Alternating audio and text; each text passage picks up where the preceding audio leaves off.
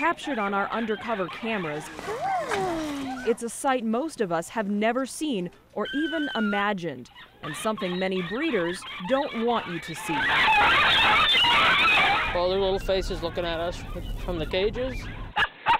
Hundreds of dogs kept in nothing more than wire cages, row after row, some stacked 2 or 3 high.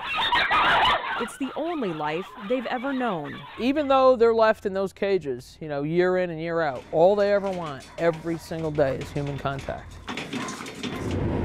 Nearly every month for the past 2 years, We already got those dogs. Teresa Strader has traveled to these so-called puppy mills in the Midwest to rescue the unwanted. Just under 2,000 miles in 48 hours to gather up all the dogs and get back home. Oh, you just look so cold. Posing as volunteers, we went along on a trip to southern Missouri where Teresa tells us has the highest concentration of puppy mills in the U.S. People handing us dogs by the dozens and us leaving dozens, actually hundreds behind. We got a little baby.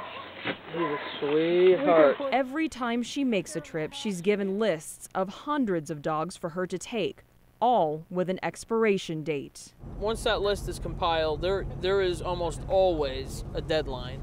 And if we're not here by that day, then those dogs are destroyed.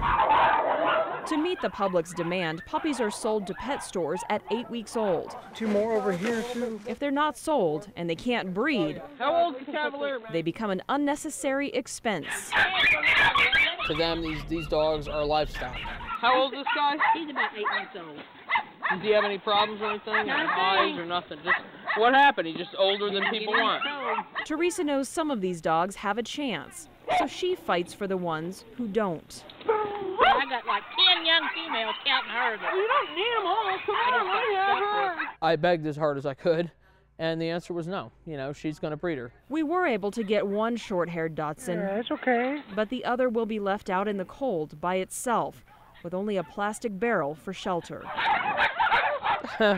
Sick over that dog. We talked about her 10 times. Who's coming with me? Some fights are won, but the losses are hard to take. And so, of course, all the way home, you know, we were thinking about now the other one left alone in her barrel. Hopefully next time. We got all those guys? But Teresa knows the next rescue may not come soon enough. When you see their little face in the cage, I challenge anybody to be able to walk away from that and not feel sick to their stomach, knowing that that's it for them. Oh, you're okay, right? That's cute. The only way to handle the loss is to focus on those who were saved. Russell's female, this is MR. A hurried stop at a local vet is required to get all of the dogs their shots before they head to Colorado. Oh, you poor baby smells so bad. Come here, little beagle. This is also the first time we really get to see what condition they're in. That is as fearful as you'll ever see a dog. She's basically catatonic.